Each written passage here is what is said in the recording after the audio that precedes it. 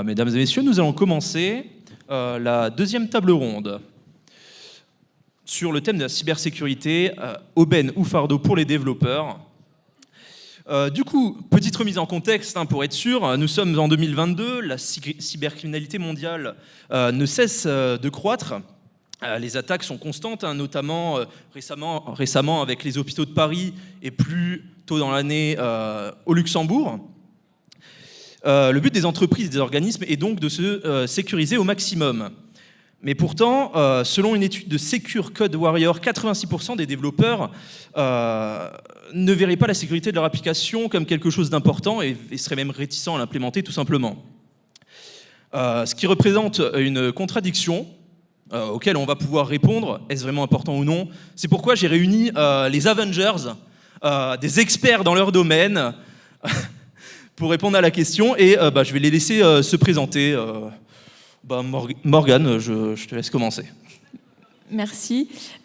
Bonjour à tous, donc moi je suis Morgane Kilofas, je suis déléguée à la protection des données pour la Kazan Banque Populaire, donc une banque qui appartient au groupe BPCE. Donc moi c'est Adrien Pinto, je suis CTO chez Citron. Donc Citron, nous, on a une solution qui permet à nos clients de réduire leur consommation énergétique. Voilà. Bonjour à tous, moi c'est Hassen Arabi, je suis partenaire chez Talent, Global Lead sur la cyber-résilience et la confiance numérique. Donc Talent, c'est un cabinet de conseil qui accompagne ses clients dans la transformation en activant les leviers technologiques. On est 6000 personnes, on est présent sur les 5 continents. Merci à vous d'être venus et de répondre à l'invitation. On va commencer par une première question. Imaginez, j'ai envie de lancer mon entreprise en France. Quels sont les organismes auxquels je devrais me confronter et si je consomme des données utilisateurs Je pense que la première question est plus orientée pour Morgane, du coup. Déjà la CNIL, donc la Commission nationale de l'informatique et des libertés. Dès que vous avez des données personnelles, donc de personnes physiques, personnes morales, c'est totalement à part. Après, vous allez avoir aussi plein d'autres textes européens. Vous allez avoir la directive Nice, vous allez avoir, je peux en citer plein d'autres, mais en fonction du domaine en tout cas dans lequel vous travaillez, sachez que vous allez avoir pas mal de réglementations à respecter et qui peuvent être un frein si vous lancez votre boîte et que vous ne les respectez pas. On peut rapidement vous dire next, à la prochaine. Ouais, ça fait vraiment beaucoup de monde. Au niveau coût financier et durée de développement, de mise en place, ça prendrait à peu près combien de temps, messieurs? Et au niveau du coût aussi, ça coûterait... ce serait léger? Ça coûterait beaucoup de dev? C'est vrai que nous, nous, par exemple, chez Citron, sur les données personnelles, nous, on est vraiment dans un secteur B2B, donc en termes de... on ne traite pas vraiment de données personnelles. Donc c'est vrai que sur cette problématique-là, j'ai pas... si, je l'ai eu à faire, du coup, dans mon passé, quand j'avais mis en place une application. Pour être honnête, quand on lance sa boîte, en fait, c'est des problématiques qu'on voit après. Clairement, c'est pas quelque chose. Aujourd'hui, on lance un produit. Le jour où on a une volumétrie qui impose le fait de se poser cette question-là, on va commencer à la traiter. Donc, ça dépend pour moi de la taille et de la volumétrie des données qu'on va utiliser. En fait, c'est une question de priorisation. Nous, par exemple, chez Citron, on n'a pas de la donnée sensible à part des consommations d'énergie. Donc clairement, c'est quelque chose qu'on met en avant, mais qui n'est pas priorité. Enfin, c'est pas la priorité numéro 1, quoi. Alors qu'en banque, je pense que par exemple, c'est pas la même chose. Le micro s'est coupé. Test. Ouais, celui-là fonctionne.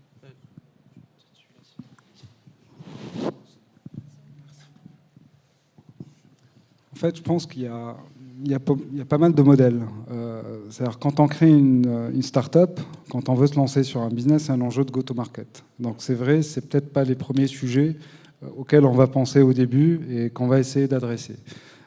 Ceci dit, sur certains types de business, notamment la santé, c'est-à-dire le go-to-market, il sera bloqué si on ne respecte pas certaines normes, notamment en termes de localisation des données et comment on les protège, comment on les traite, etc. Donc au-delà de la CNIL, il y a d'autres organismes où il faut déclarer l'utilisation qu'on fait sur les données de santé. Mais d'un point de vue plus global, c'est que si on prend par exemple, nous, dans notre métier Talent, elle fait quoi? Elle fait du conseil, elle fait des développements et de l'intégration de solutions. Donc quand on intervient chez nos clients pour développer des applications ou pour apporter des produits digitaux, il y a les services juridiques et les services de protection des données et les services cyber qui sont là pour vérifier qu'avant de lancer le projet, qu'on a bien checké toutes les bonnes cases.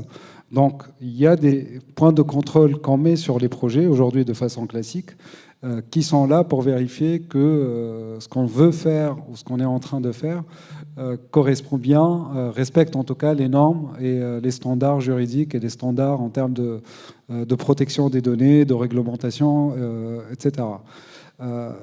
Après, l'idée aujourd'hui, c'est que ce qu'on voit sur le marché, c'est qu'on change de paradigme par rapport à la notion de cyber. Ce qui était perçu avant la cyber comme une cyber bloquante, aujourd'hui se transforme, ça devient un prérequis fort, limite une contrainte et une exigence forte, que ce soit pour l'entreprise, parce qu'une start-up qui se lance sur un nouveau marché, qui se fait attaquer, il y a un risque fort derrière de faillite et de disparition, parce qu'elle est petite, etc. Et donc être 2 semaines en interruption, c'est quand même, ça reste très impactant pour elle.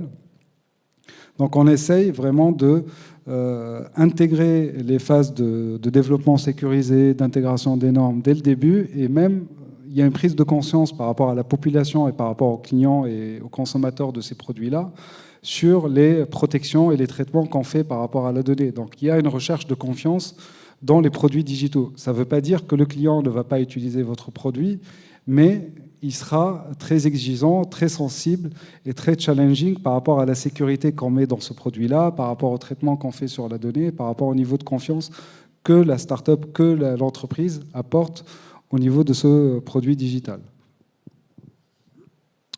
Oh bah, du coup, vous avez répondu sur le fait de l'implémentation, mais du coup, j'ai envie de vous dire, là, en ayant entendu tout ça, est-ce que ce ne serait pas plus intéressant pour une start-up de se lancer aux États-Unis plutôt qu'en Europe, du coup ?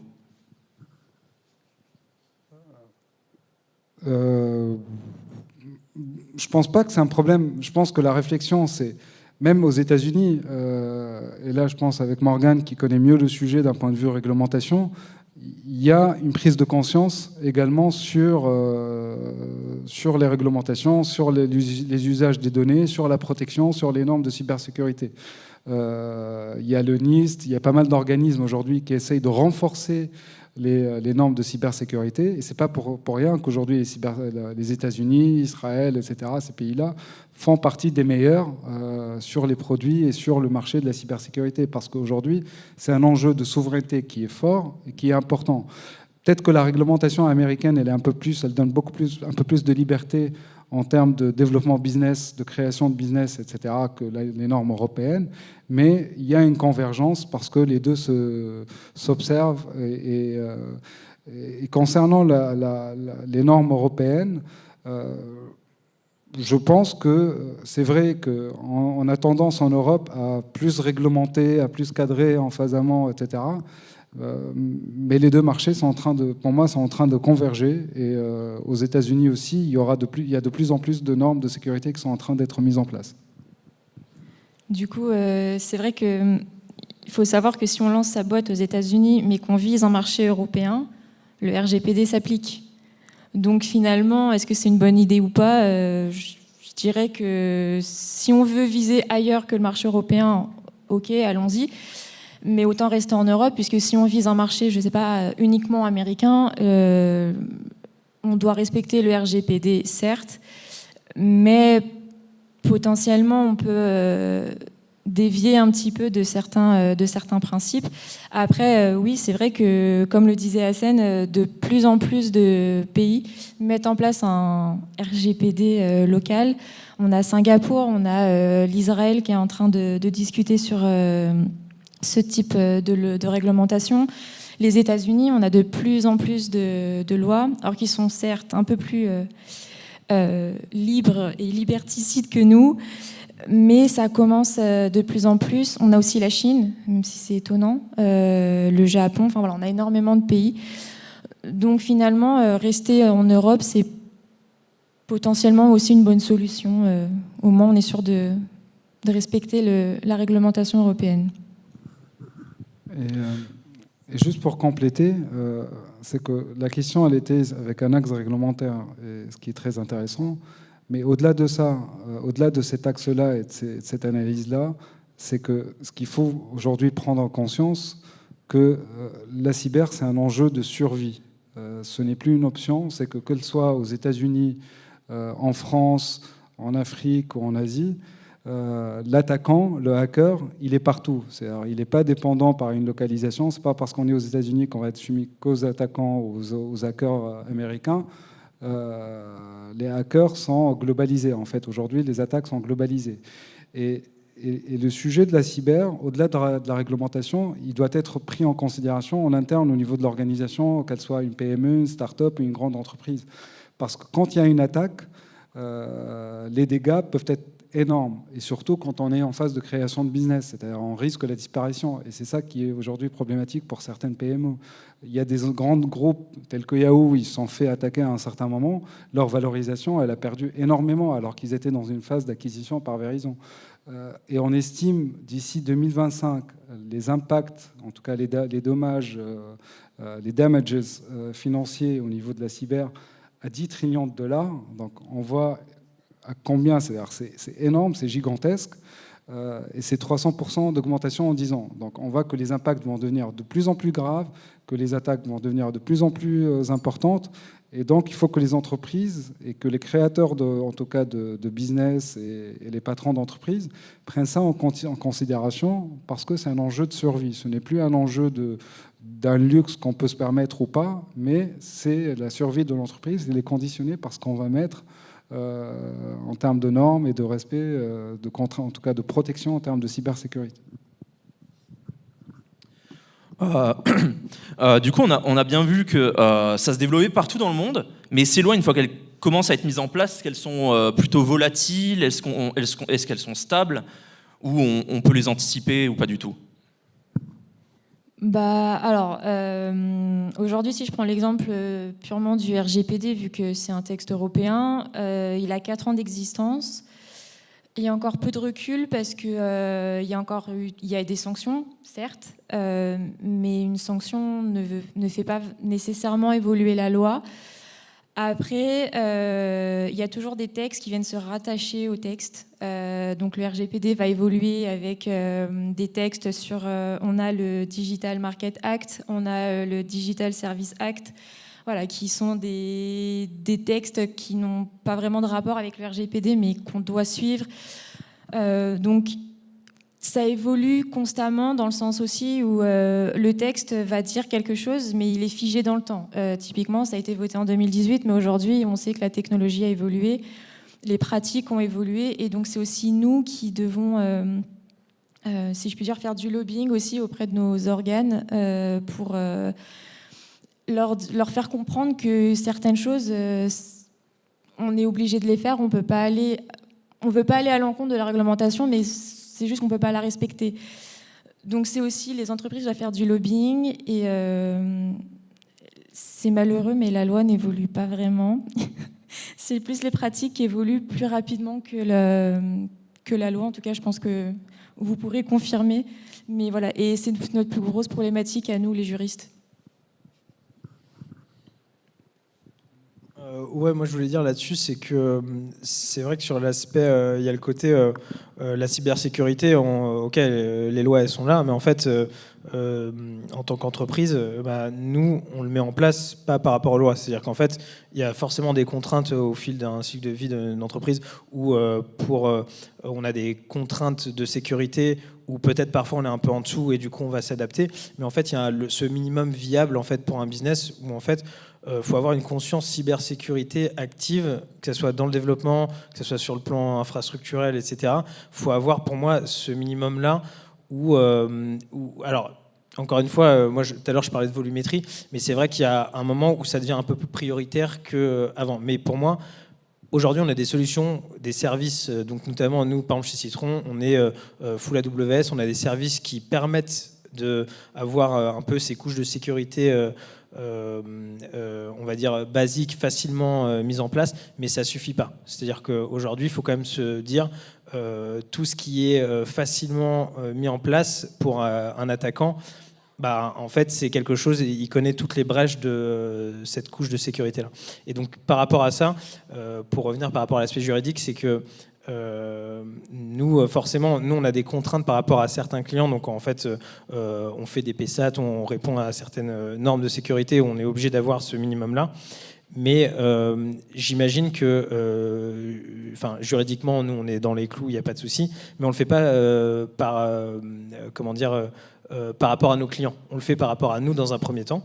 Et ensuite, dans un second temps, quand on va avoir certains clients qui vont nous demander parfois, on a des clients qui nous demandent, en termes de sécurité, usine à gaz. Vraiment des trucs très costauds. Et parfois, c'est à nous aussi de dire, est-ce que par rapport à la taille de chez Citron, aujourd'hui, on est 80 collaborateurs, on fait 4 millions de chiffre d'affaires, on a certains gros comptes, etc. Mais il y a certaines demandes où parfois, en fait, il faut qu'on évalue en fait, la prise de risque aussi sur ce qu'il y a à mettre en place et le coût que ça a derrière, quoi. Voilà. Et la volatilité apparaît également sur deux axes. Morgane l'a abordé, il y a une volatilité technologique. Moi, ce que je dis souvent, c'est que l'innovation et les nouvelles technologies, c'est l'hydra. C'est-à-dire, on copie de tête, il y en a deux qui repoussent. Et aujourd'hui, ce qu'on avait après la pandémie Covid et l'accélération qu'on voit aujourd'hui sur le digital, c'est qu'il y a de plus en plus de modularisation des applications, il y a beaucoup plus d'innovation, et ces innovations, elles viennent avec des nouveaux risques et des nouvelles menaces. Donc ça, c'est le premier élément. Le deuxième élément, la volatilité, elle apparaît au niveau des attaquants. Il faut savoir que les attaquants, ils sont beaucoup plus rapides que les entreprises et que les providers de solutions de cyber. C'est-à-dire, une fois une solution est sortie, ils sont déjà là pour essayer de la hacker, pour essayer de la contrecarrer, etc. Donc, parce que techniquement, ils sont très forts, ils commencent à s'organiser. Donc, il y a des groupes qui apparaissent et qui émergent et qui n'existaient pas en fait il y a 1 an ou 2. Je crois qu'il y avait des stats, je crois que c'est 80% des groupes qui aujourd'hui existent n'existaient pas en 2020. Donc ça vous montre un peu l'effervescence qu'il y a autour de ça. Et même c'est un secteur, aujourd'hui on parle de hacking as a service, c'est-à-dire on rentre dans le dark et il y a des services de hacking qui voilà, vous payez et vous pouvez hacker ce que vous voulez. Donc la volatilité du coup apparaît dans cette accélération et dans cette effervescence au niveau du hacking et des techniques d'attaque. Donc il n'y a pas la réglementation, comme dit Morgane, peut-être qu'elle a, et c'est normal parce que notamment en Europe, on est dans une réglementation rétroactive, c'est-à-dire en réaction par rapport à un acte marché, on est bien observé, etc. Donc on est souvent peut-être un peu en retard, mais elle n'est pas là en fait pour elle est là pour imposer des normes, des cadres assez macro, assez généraux. Mais je suis d'accord avec Adrien, c'est que ce qu'il disait, c'est que c'est l'entreprise qui doit être consciente, qui doit avoir ces éléments-là en observation et contrecarrer ces points de vulnérabilité. Il ne faut pas attendre que la loi soit là pour pouvoir agir ou pour pouvoir traiter les vulnérabilités ou les points ou les brèches qu'il y a au niveau du code, ou au niveau du cloud ou des infrastructures. Ouais, si je pouvais rajouter quelque chose justement dans ce contexte-là, la RGPD, clairement, ce que ça a ajouté au final, c'est d'expliquer qu'est-ce qu'on fait avec la donnée. Par exemple, chez nous, sur la RGPD, en termes de... je vais quand même pas dire qu'on n'a rien changé, mais en fait, on a surtout expliqué ce qu'on faisait avec les données. Mais en fait, ce que je veux dire, c'est qu'à partir du moment où on a une conscience sécurité à toutes les échelles, en fait, le gap, il est très faible. En fait. Par contre, si on fait n'importe quoi dès le début et qu'on n'a aucune conscience là-dessus, effectivement, le gap de la RGPD, il est monstrueux, en fait. Du coup, vous l'avez dit vous-même, hein, ça évolue plus vite que ce qu'on arrive à se défendre. Mais du coup, est-ce que c'est vraiment utile de mettre tout ça en place ? On peut prendre l'exemple de l'hôpital de Corbeil-Essonnes. Au final, c'est juste un tout petit phishing qui a tout fait sauter. Est-ce que c'est vraiment utile de tout mettre en place pour que ça saute à la moindre occasion, quoi ?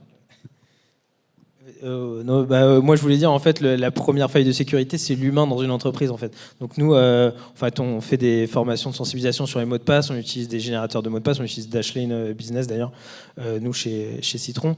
Mais en fait, on le voit dans toutes les attaques, c'est toujours l'humain qui est en cause, quoi qu'il arrive. C'est-à-dire qu'on a beau mettre, on peut mettre on peut faire une muraille de Chine. En fait, si l'humain derrière, il enlève, il crée un petit trou dans cette muraille, c'est fini, quoi. Donc ça, c'est le... En fait, c'est utile. En fait, il y a une phrase que j'aime bien, c'est de dire que, je dis souvent, même avec mes clients, c'est de leur dire, c'est utile, mais c'est futile au même temps. Et c'est ça aujourd'hui la cybersécurité. C'est-à-dire, les forteresses que nous sommes en train de bâtir, elles sont pénétrables. Moi, j'aime bien l'exemple de Constantinople. Je ne sais pas si vous le connaissez. Constantinople, elle a tenu pendant des siècles, mais elle a fini par céder parce qu'il y a eu une innovation technologique qui est arrivée, qui est le canon, et avec les Turcs. Et du coup, ils ont réussi à pénétrer, ils ont réussi à conquérir la cité. Et dans la cyber, c'est la même chose. C'est-à-dire, il faut construire des forteresses. Personne ne dit qu'il ne faut pas se protéger. Il faut juste être conscient que ces forteresses, un jour, et c'est sûr, et la question n'est plus est-ce qu'on va se faire pénétrer, est-ce qu'on va craquer, mais quand est-ce elles vont tomber, ces forteresses-là. Et donc aujourd'hui, le sujet pour les grands groupes et même pour les PME et les startups, c'est la notion de résilience. Comment je construis une résilience, une cyber-résilience du moins, au niveau de l'organisation. Et c'est quoi la résilience? C'est la capacité de l'organisation à rebondir face à une attaque ou face à un imprévu. Les cyberattaques qui font mal, c'est les attaques qu'on ne peut pas prédire, qui sont imprévues. On sait protéger, on sait contrecarrer ce qui est prédictible, ce qu'on connaît. Ce qu'on ne connaît pas, on ne sait pas d'où est-ce qu'il va venir, etc. Donc il faut apprendre à être résilient. Et là-dedans, aujourd'hui, on le voit sur le marché, c'est que cette cyber-résilience qui englobe la cybersécurité pour moi, c'est-à-dire où il y a les éléments de protection, de réaction, de traitement des vulnérabilités, etc. Mais il faut apprendre à comment absorber cette attaque et comment bien réagir et ne pas arrêter d'opérer pendant une attaque cyber ou pendant un cyber-chaos, une crise cyber.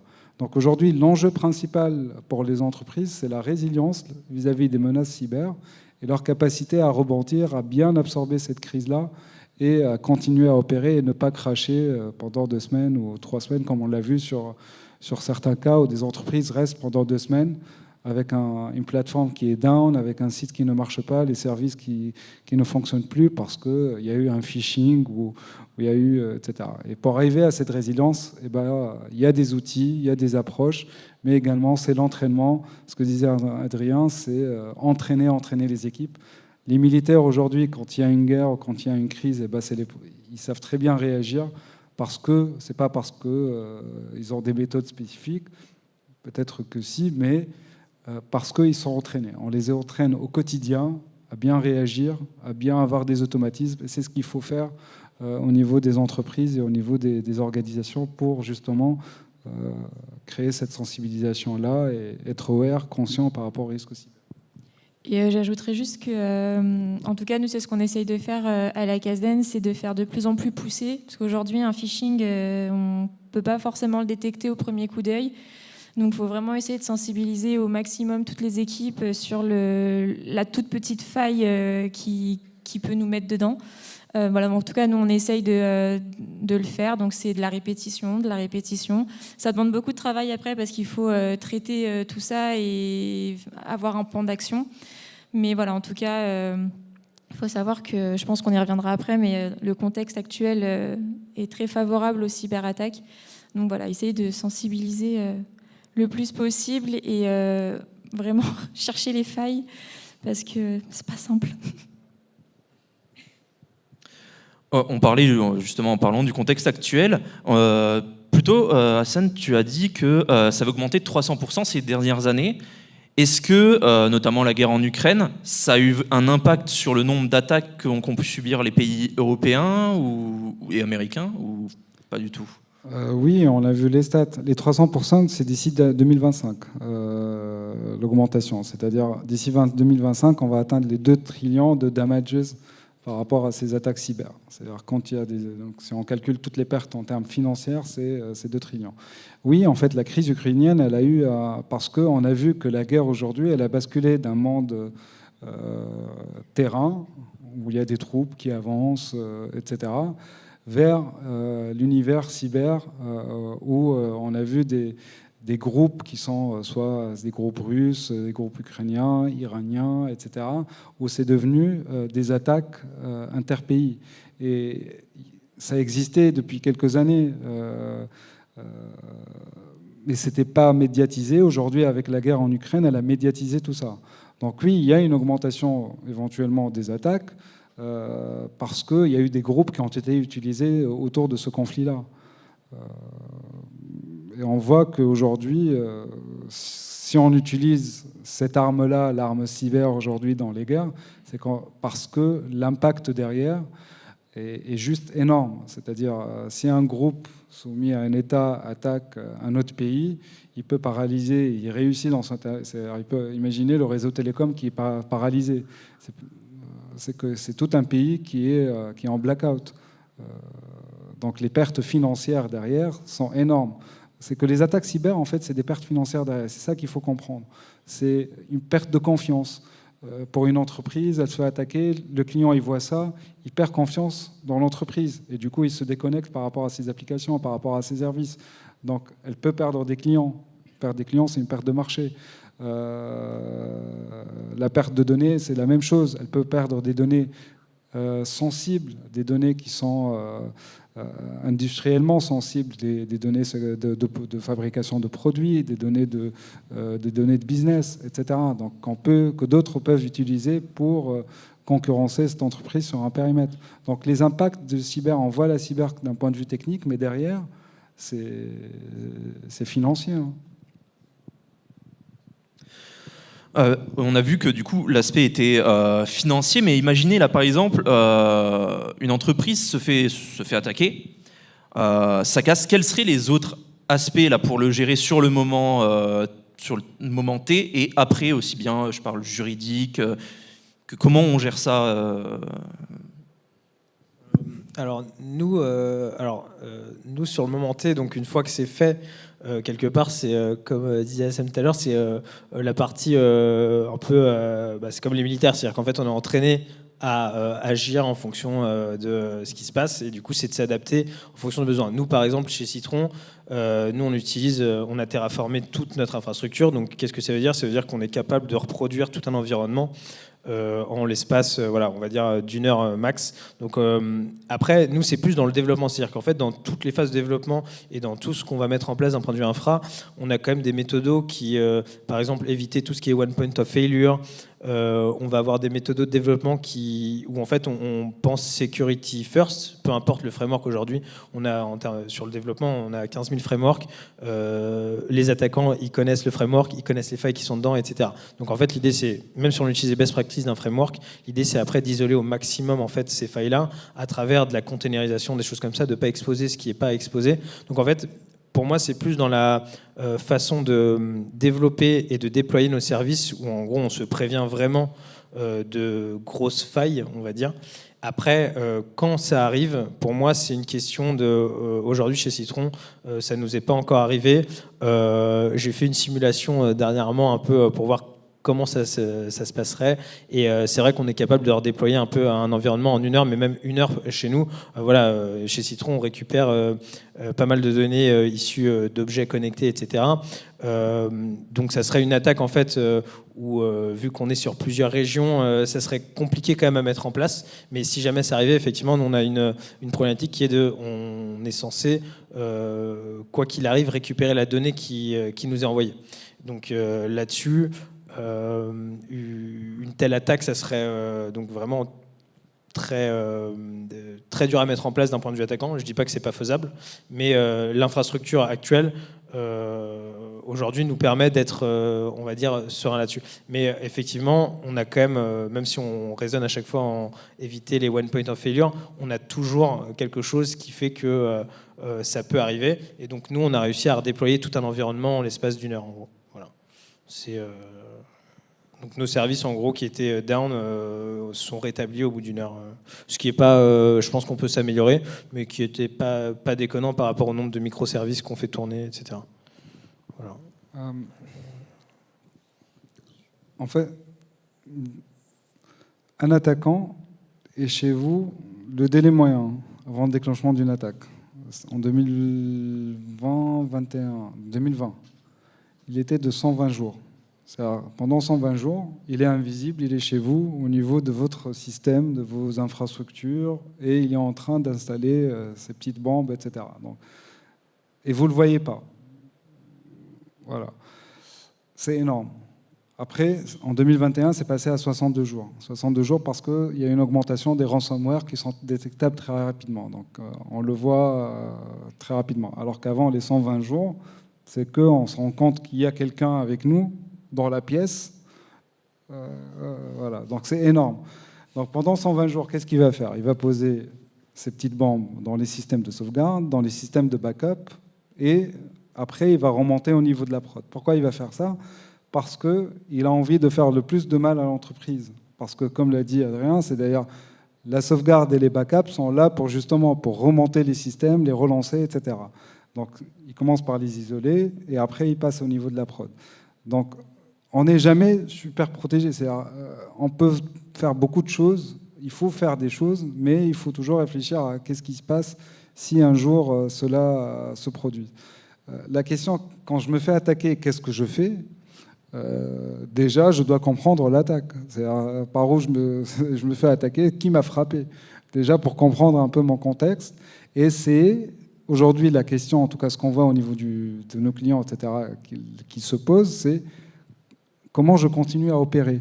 C'est-à-dire comment je fais en sorte que mes processus vitaux, je ne sais pas, pour Citron, peut-être c'est rapatrier les données des IoT, reparamétrer les IoT. Ça, c'est mon processus vital, parce que si je bloque au niveau des IoT, toute ma remontée de data elle sera arrêtée, je ne pourrai plus communiquer mes informations et mes reportings et mes tableaux de bord aux clients, et du coup, je paralyse mon business. Je manque de facturation, etc. Peut-être ça, ce processus vital. Donc, aujourd'hui, la question des entreprises qui doivent traiter en avance de phase, comment je continue à opérer? Et là-dessus, il y a des solutions au niveau du marché, notamment des shelters. Nous, on a une approche qui s'appelle de cybershelter, mais il y en a plusieurs. Hein. C'est de créer un environnement ou un refuge numérique qui est complètement déconnecté par rapport à l'environnement de l'entreprise, invisible pour l'attaquant, et qui permet à l'organisation de basculer dedans quand il y aura une attaque. C'est comme un bunker. Après, il y a tous les protocoles de gestion de crise qui sont normés, qui sont prédéfinis. Il y a des communications à faire en externe.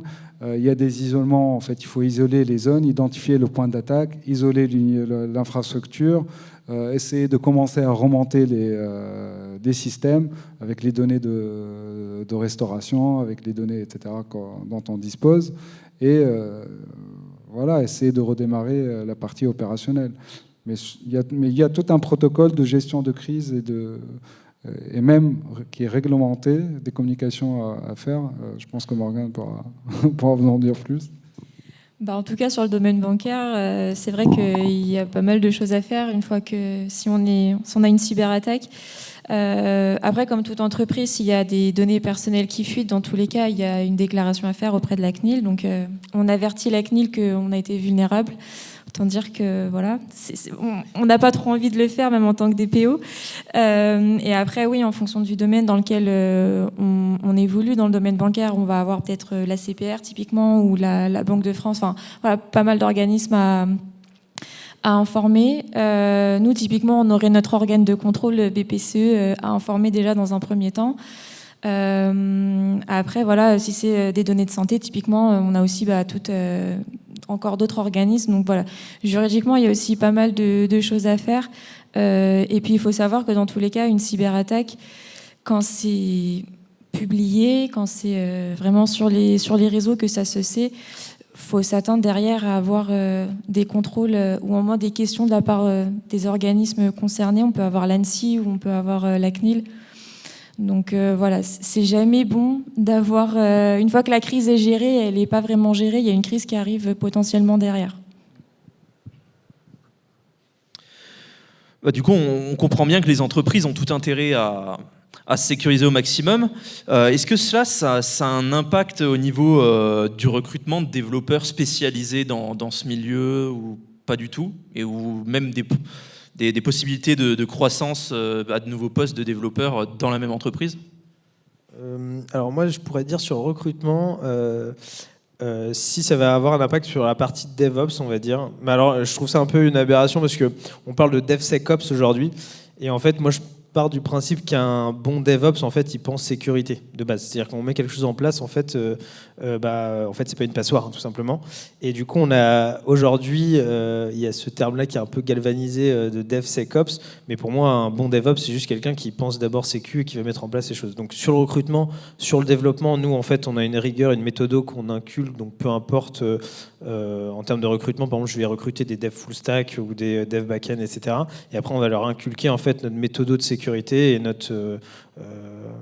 encore une fois, les méthodos du genre one point of failure, des choses comme ça, éviter de penser d'un point de vue archi, là où est-ce qu'on pourrait se faire, on va dire, attaquer. Après, c'est pas, encore une fois, c'est-à-dire quand on démarre un développement, c'est pas, bon, ok, les gars, on fait 1 heure, là, en termes de sécu, est-ce que le truc est complètement blindé? C'est-à-dire qu'en fait, on a des méthodos qui font que tous les développements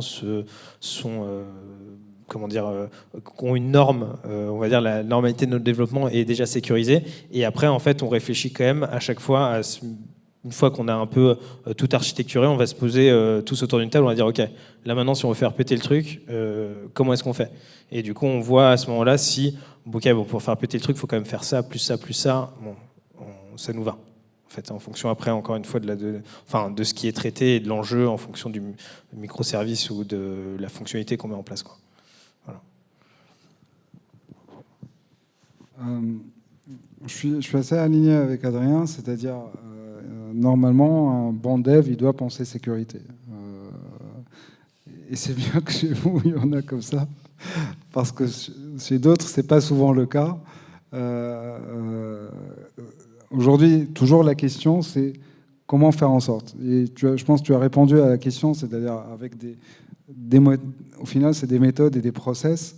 Donc ça, c'est comment intégrer la sécurité, faire un shift left de la sécurité dès les phases amont du projet et non pas attendre à la fin quand on va déployer, où là, on va juste attendre la partie sécurité qui va arriver, elle va faire ses pen tests, ils vont détecter des failles, et là, l'inconvénient, et c'est pour ça que c'est lourd, les sécurités, c'est qu'on va revenir dans les phases de développement, non, tu ne mets pas. Donc voilà, donc idéalement, c'est d'intégrer la sécurité dans les phases amont du projet, faire du security by design dès le début, et ça, c'est en train de devenir la norme. En termes de recrutement, un développeur qui maîtrise les normes de sécurité ou le développement sécurisé et les processus associés, et il a un avantage par rapport à un autre qui ne s'intéresse pas à ces sujets-là.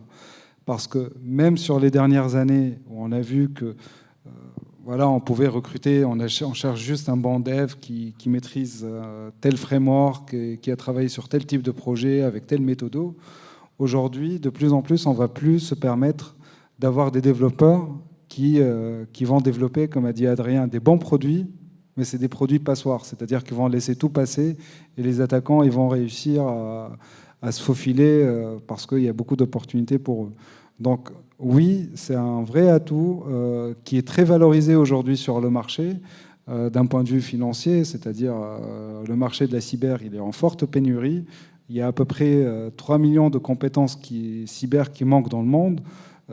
Donc quelqu'un qui s'intéresse et qui maîtrise ces sujets, certainement, c'est un fort axe de différenciation au niveau du marché qui lui ouvre d'autres portes. C'est-à-dire il y a le développement, mais également ça peut lui permettre de basculer vers d'autres métiers qui sont liés à la cybersécurité, sur de l'architecture sécurisée, sur la mise en place des process et des outils de DevSecOps, si on veut l'appeler DevSecOps, le Zero Trust, la gestion de l'identité, etc., etc. Donc ça peut ouvrir pas mal d'opportunités aujourd'hui sur le marché pour les personnes qui s'intéressent à ces sujets de cyber et à comment faire des développements sécurisés. Et les clients, en tout cas nous en tant que cabinet de conseil et qui apporte des solutions technologiques à ces clients, ce qu'on a vu aujourd'hui sur le marché sur les 2-3 dernières années, il y a vraiment une prise de conscience de nos clients par rapport à la sécurité des produits qu'on leur donne et la sécurité même de talent vis-à-vis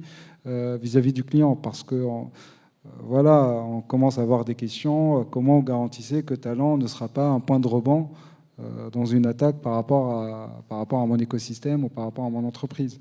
Donc oui, la sécurité, c'est en train de devenir un critère fort. Et je pense dans les prochaines années, ça va devenir un mainstream et non plus. C'est comme l'agilité en fait. C'est quasiment la même chose. Ça va devenir un truc naturel.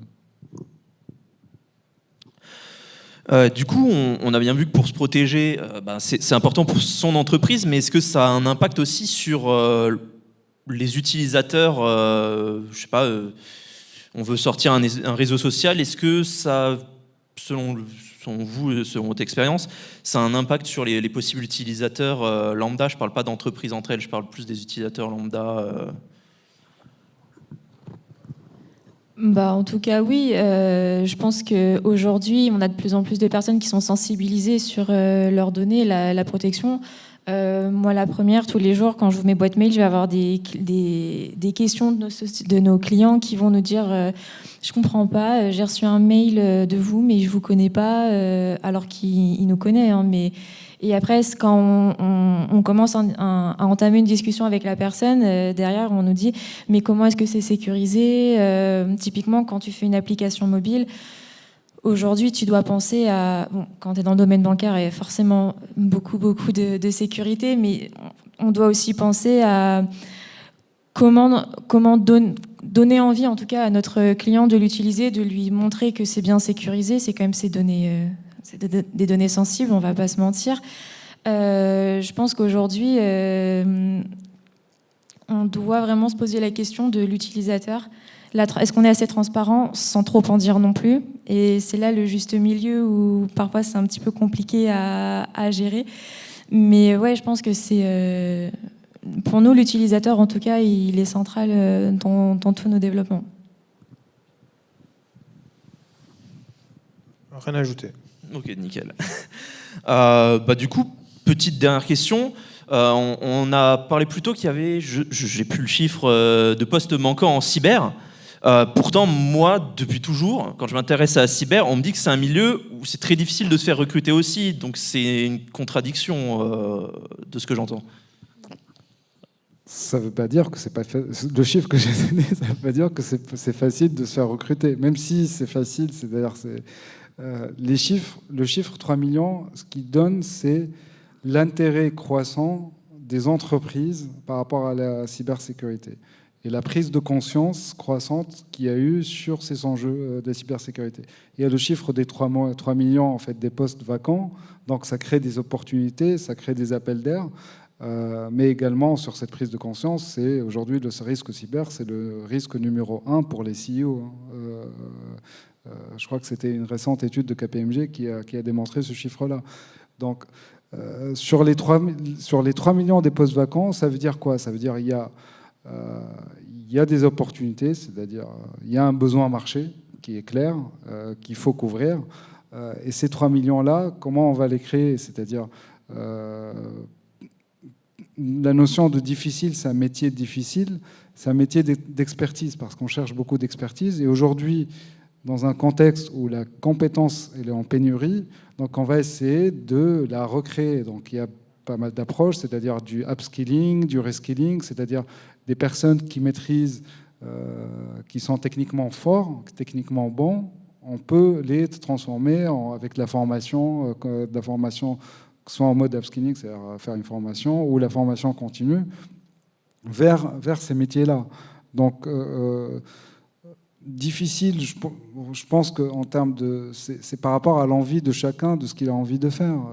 Avant, peut-être, c'était un petit métier qui, un peu isolé sur une certaine population. Donc oui, c'était un peu difficile parce qu'on cherchait vraiment des profils très pointus, très experts. Mais aujourd'hui, face à l'évolution du marché et face à la prise de conscience, c'est une nouvelle filière qui est en train de se transformer. McKinsey a sorti une étude récemment sur la taille du marché de la cyber. Ça va rejoindre les 3 millions. On estime que d'ici 2030, je crois, en tout cas, non, pas 2030. On estime aujourd'hui que la taille du marché, elle est de 2 trillions de dollars. C'est le marché adressable. C'est-à-dire le marché qui existe et qu'on estime pouvoir adresser. Le niveau de pénétration sur ce marché-là, il est de 10%. Donc aujourd'hui, le business autour de la cyber dans le monde, il est de 150 millions de dollars. Donc il reste 90% de besoins qui ne sont pas desservis. Donc ça peut répondre à ta question, c'est de dire il y a la pénurie, mais il y a également le marché qui est en face. Et donc, pour moi, ça ne va pas être difficile de trouver un job dans la cyber du moment qu'on a envie et qu'on a un certain bagage technique ou même fonctionnel ou organisationnel pour pouvoir l'adresser. Et je pense que les entreprises, de plus en plus, vont développer une certaine capacité de reconvertir et de former des développeurs, des responsables de process, des consultants, etc., vers ces métiers-là pour pouvoir adresser tous ces manques. Et je pense qu'il y a d'autres métiers qui sont en train de se créer. C'est ce qu'il y avait au niveau de la data. Il y a quelques années, on ne parlait pas de data analyst, on ne parlait pas de data scientist, on ne parlait pas de data artist, etc. Donc c'est tout un nouveau marché qui a été créé et qui a ramené ces nouveaux métiers. Et on a réussi à les pourvoir parce qu'on s'est formé, on arrive à former ces gens-là sur ces expertises-là. Je rejoins un peu ce qu'il dit dans le sens où ça me fait penser un peu au DevOps, on n'en parlait pas avant en fait. Et en fait c'est pareil, c'est un marché qui est aujourd'hui, il y a une pénurie de DevOps pour le coup. Si vous aimez ça, allez dedans, il n'y a pas de souci. Citron recrute du DevOps d'ailleurs. Mais non, ce que je veux dire c'est que c'est vrai que DevOps c'est quelque chose, en fait le besoin a toujours été là. C'est-à-dire que en fait, un DevOps c'est quelqu'un qui est capable de automatiser les choses récurrentes au quotidien, etc. Et en fait, cette problématique-là, on l'a toujours dans l'entreprise, en fait. C'est juste qu'on a mis un mot dessus. Et maintenant, aujourd'hui, il y a un marché qui se crée. Pour moi, la cybersécurité, elle a toujours été là. Et en fait, aujourd'hui, la cybersécurité, on n'a pas de poste full cybersécurité. On va avoir des software engineers où en fait ils vont mettre le field cybersécu parce que ça les intéresse. Et en fait, ils vont être experts dans un domaine, dans une partie de la sécurité, où en fait ils vont monter en compétence dessus. Et les entreprises vont avoir besoin petit à petit d'avoir de plus en plus de postes full sécurité en fait, ou des gens qui vont des chantiers qui n'étaient pas forcément prioritaires. Je le vois chez Citron, c'est qu'aujourd'hui, nous il nous faut, on n'a pas de RSSI aujourd'hui. C'est moi qui je fais avancer ce chantier moi-même.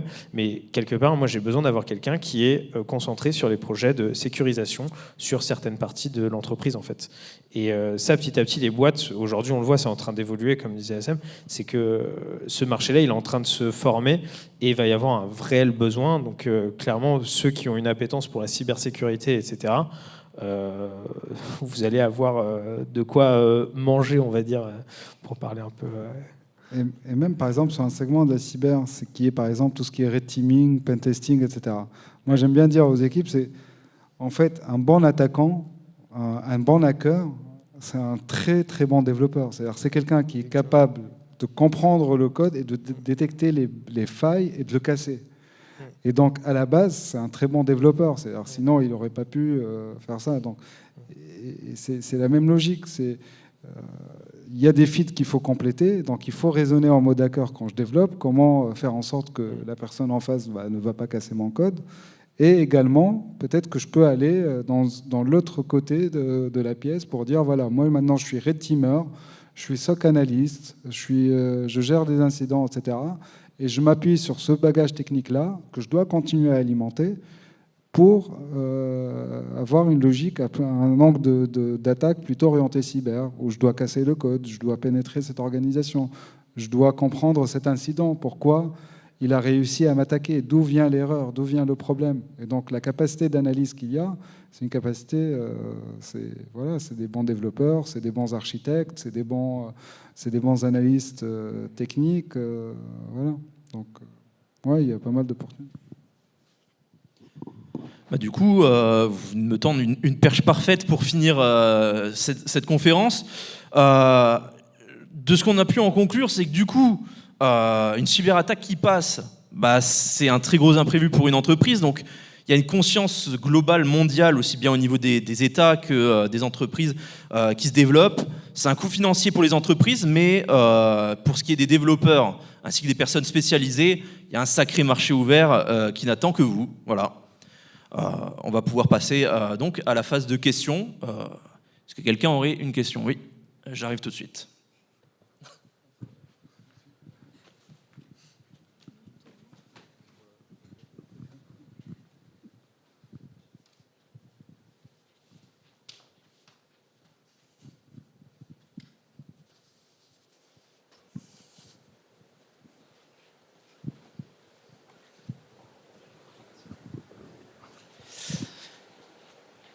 Ouais, du coup, je voudrais reprendre sur le sujet. Oula, c'est bizarre de s'entendre en boucle, excusez-moi.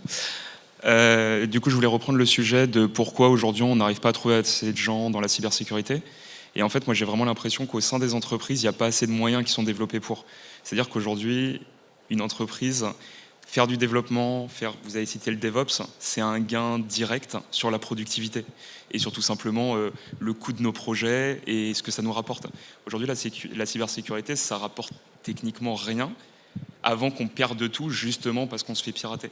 Et j'ai l'impression que moi, il y a beaucoup d'entreprises en fait qui portent quand même une relative importance à de la cybersécurité de manière globale, mais quand on parle de projets un peu plus précis où il y a besoin de sécurité quand même un peu plus complexe, et ben ils préfèrent presque des fois, je trouve, un peu esquiver un peu le sujet, en se disant au pire, il se passera rien, et on va pas dépenser X centaines de milliers d'euros à recruter quelqu'un qui va faire pour, parce que c'est complexe, et qu'au final, si jamais personne ne nous pirate, on n'a pas de perte de gain, et en faisant de la cybersécurité, on n'a pas de gain direct, quoi. Moi, ça me donne un peu cette impression. Je suis complètement d'accord avec toi pour le coup. Moi, ça, je le compare un peu à, c'est un peu le nombre de personnes qui conduisent sans permis. C'est-à-dire qu'en fait, il y a plein de gens qui conduisent sans permis, et en fait, le jour où ils se font sauter, ils le regrettent à vie, etc. Bah, c'est un peu la même chose, sauf que là, c'est en train de changer. Justement, par rapport aux législations, donc on disait c'est très contraignant, etc. Mais la législation fait en sorte que les boîtes investissent dans ce secteur-là. Donc c'est en train de se transformer. Aujourd'hui, la cybersécurité, moi en tant que CTO chez Citron, aujourd'hui c'est quelque chose que j'ai mis en priorité numéro 1 parce qu'aujourd'hui, par rapport à certains clients, on est obligé d'avoir certaines normes, etc. Et effectivement, c'est quelque chose qui avant était peut-être un peu en bas. Et là, en fait, on l'a remonté, c'est dans le top 3 des choses à mettre en place pour l'année prochaine, par exemple. Enfin, à mettre en place, c'est pas, on va mettre de la sécurité sur Citron. Mais ce que je veux dire, c'est qu'il y a certaines problématiques qui étaient pas forcément prioritaires, qui aujourd'hui le sont. Et pour moi, c'est quelque chose qui est en train d'évoluer plutôt dans le bon sens. Voilà. Non, bah, tant mieux du coup. Et pour voir d'autres également, le constat est vrai sur les années qui viennent de passer, c'est-à-dire sur le passé. Là où, sur le futur, il y a une évolution, il y a un changement de mindset, il y a un changement de paradigme.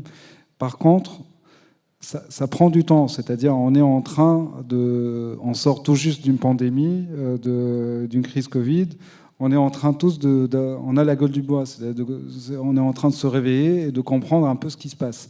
Et aujourd'hui, la tendance, c'est de se dire, ok, on a oublié la cyber sur les dernières années, on n'aurait pas dû, qu'est-ce qu'il faut faire ?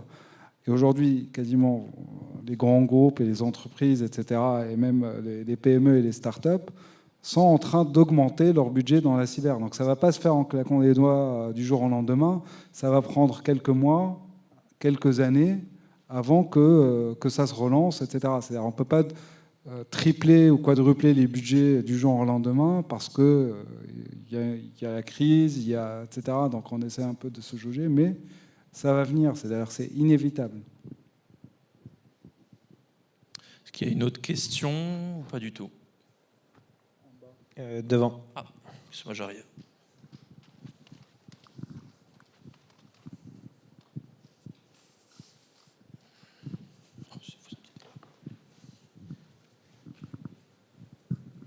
Merci. Je voulais revenir sur ce que vous avez dit sur les cyber-shelters et plus généralement la sécurité au niveau de l'infrastructure. Vous avez dit qu'un hacker qui va entrer dans notre infrastructure va rester environ 120 jours avant de commencer à agir. Et donc en 3 mois, il a eu le temps de faire beaucoup de choses. 3-4 mois. Comment on fait pour réussir à rester résilient alors qu'il a potentiellement eu accès à tout notre code source, toute notre infrastructure, et pour pouvoir remettre en production quelque chose alors que techniquement, toutes nos bases de données, etc., sont déjà trouées. C'est pour ça, pour moi, en fait, la réponse, c'est d'avoir des environnements qui sont déconnectés, c'est-à-dire qui sont préservés et de maintenir... C'est pas de créer une redondance à 100% de mon infra ou de mon SI ou de mes applications, c'est de préserver l'essentiel. C'est-à-dire qu'est-ce qui va me maintenir en vie, sans lequel je meurs si demain j'arrête de faire tourner ce process ou tel process. Et là-dessus, c'est en disposant d'environnements qui sont complètement déconnectés par rapport à l'écosystème d'entreprise, par rapport à son IT, par rapport à son infrastructure, par rapport à son réseau, et de garder dedans les données vitales. Parce qu'aujourd'hui, ce qui me fait tourner, au final, c'est-à-dire si on regarde, c'est la data. Donc, préserver ces données-là qui vont me permettre de continuer à opérer mes processus vitaux.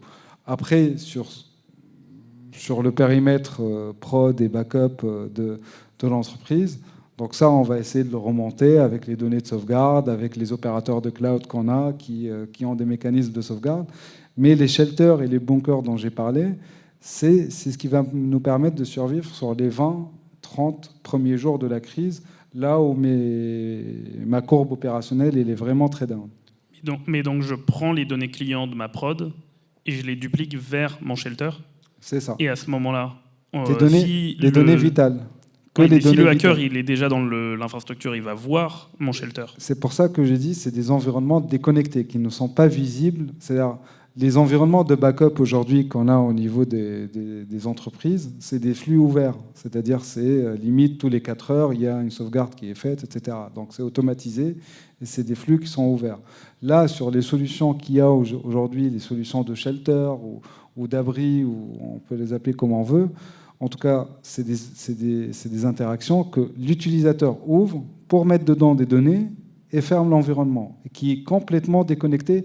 Il n'est sur le cloud de l'entreprise, ni sur le même cloud que ce soit les serveurs de l'entreprise, qui est complètement déconnecté, isolé, indépendant du système de l'entreprise. Et du coup, quand il arrive, il est invisible pour lui. C'est-à-dire, il n'y a que l'utilisateur qui va injecter les données dans ces environnements-là, qui est capable, en tout cas, de les voir. Ok, merci. Une autre question? Ça a l'air bon.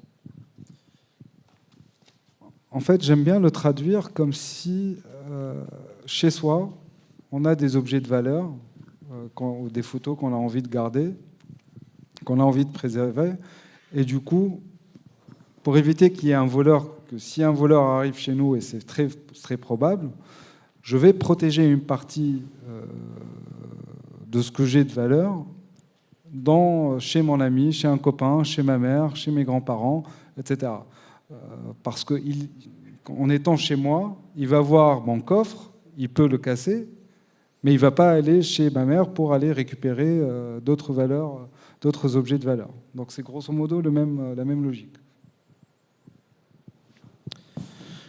Écoutez, merci à tous d'être venus à cette conférence. On va terminer là-dessus. Merci à nos invités du coup d'être venus, d'avoir accepté, d'avoir répondu présent. Et puis à la prochaine fois. Merci. Merci.